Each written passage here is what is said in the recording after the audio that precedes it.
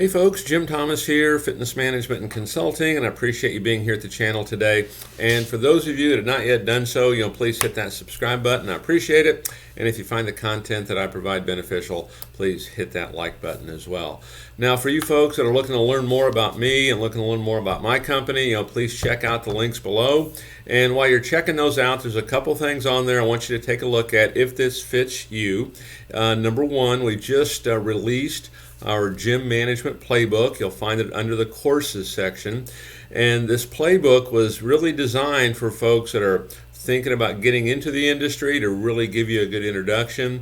It was designed for people that are new at it or folks that are in it, but we're struggling a bit and we need a return to basics. So take a look at the gym management playbook and see if it's for you.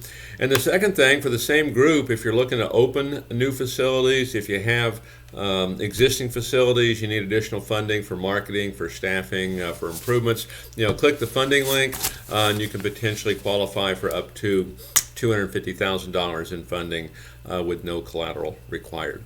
Now, our topic for you today, it's 7 crucial steps to fix declining gym sales.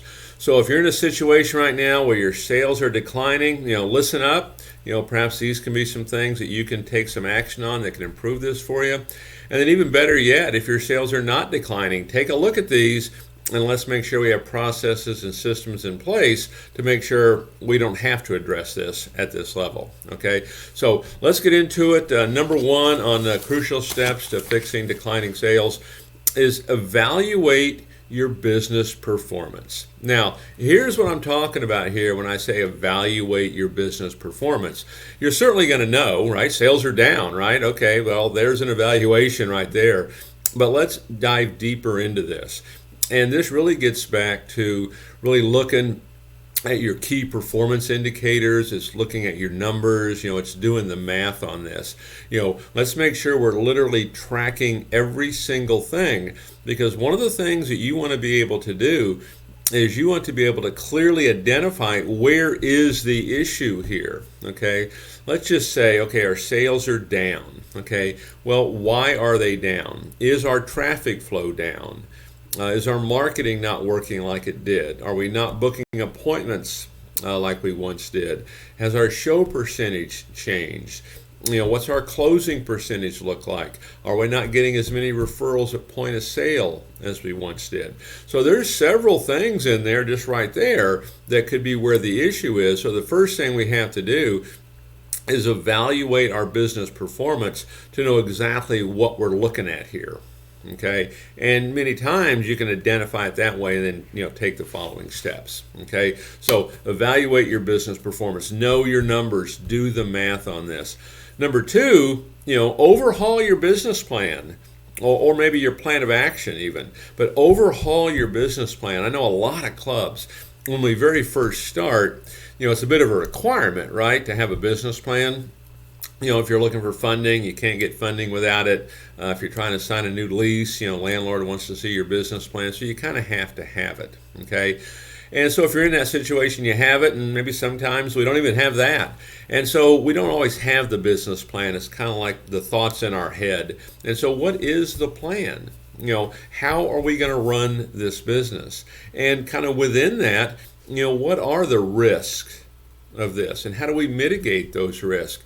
And how do we market? How do we get more sales? How do we collect revenue? Okay, how do we keep competition, off our heels? These are all things that are part of a business plan. So if you've not done it, go back and overhaul that business plan. Maybe it's time to take a good look at it. The other thing I would say on this business plan, really this business plan for you owners, this is your daily worksheet, and you should be working on key components of this business plan every single day. And it's very easy to kind of get tunnel vision on some things, because the other thing to remember about sales, sales, if they're declining or if they're going up, the sales are a trailing indicator of how well or not so well we're doing other things. So it's not just, hey, the sales down, but looking at other things that are going to cause that. So take a look at it. Look at overhauling your business plan. If you're a manager, if you're in sales and you're kind of operating in those positions, look at your plan of action, overhaul that thing. Don't let this thing become stale. It has to be fresh and new, and has to be revitalized a little bit. Okay. Number 3, make sure that we're setting the right goals. Let's make sure we're setting the right goals. And I'll give you 2 things to think about here on the goals. Yeah, we want to improve sales, no doubt about it, right? We're talking about how to fix declining sales, so we definitely want to do that. But it's not, again, in and of itself, it's not necessarily just about the sale. What are we doing that leads up to that? Telephone inquiry. How are we booking appointments? What's our follow-up look like? There's a host of things that lead up to this, so make sure when we're setting goals, make sure we're setting the right ones. And then the second thing I would talk about, what happens sometimes when we're kind of not hitting our numbers and numbers are declining, sometimes we get in our head, well, maybe I set the goal too high and I'm going to lower it. And the message I want to give you here is never lower the goal. I mean, I would give consideration to raising the goal, okay? No matter where you're at, even if you're doing well, I would consider raising it. Because one of the things we want to do is we want to change our think, because there's a tendency to get a smaller think. And the thing we want to remember, it costs us nothing to think big, not a dime, okay? So whatever your goals are, consider doubling them. Why not? Tripling them. There's no rule that says you can't do that. But then the second thing you want to do, and this kind of ties into overhauling business plans and evaluating performance, is we want to raise our action level to match this new think. We want to raise our action level to match these goals, because certainly those goals can be hit. What would it take to do it? Let's write it out. Okay, so make sure we're setting the right goals. Make sure there's clarity on that, and make sure everybody knows. It's not just our little secret. Okay, make sure everybody knows. Number 4, rebrand your company. Rebrand your company. And what is your brand? Your brand is what people say about you. It's how they think about you. Okay, consider rebranding. Or have we gotten out of touch? Okay, or have we fallen victim to obscurity? Does no one know who we are? And those that do, they aren't thinking about us. Okay, so you may need this major push, to rebrand your company and get known for what it is you do. What is your mission? What is your mission with your customers? And whatever that mission is, does everybody know what it is? And is it relevant, for today's times? Okay.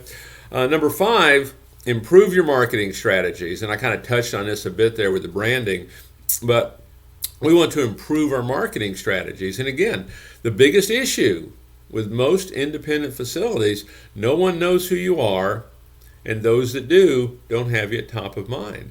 And so we need to raise our action level in terms of marketing, and this goes back again to our business plan. How are we going to do this?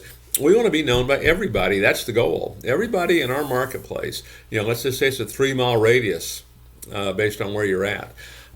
We want to be known by everybody. Now let's put that plan together on how we're going to do it. Raise the action level. These things can be done. These things are done. When they're not done, it's because we get too small of a think, or we start to believe we can't do it.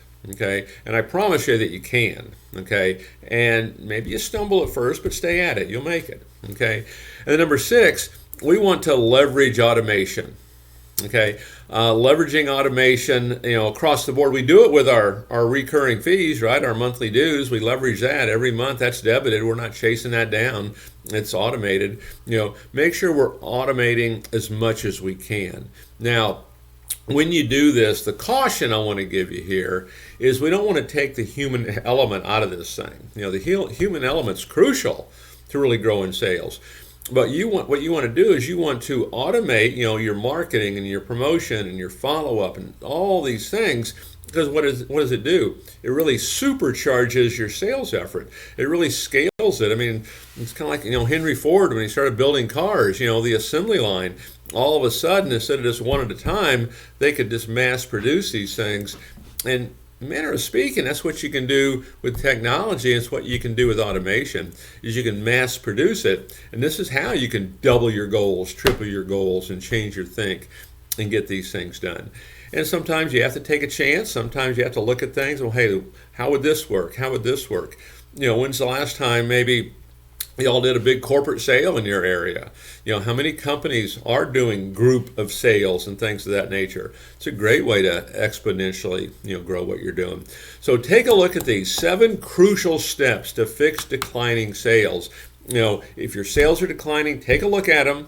Which one of these can we fix? Where can we start today? If your sales are going up, great. We want to keep them that way. Take a look at these and say, okay, what steps can we put in place as kind of preventive steps, as kind of proactive steps. All right.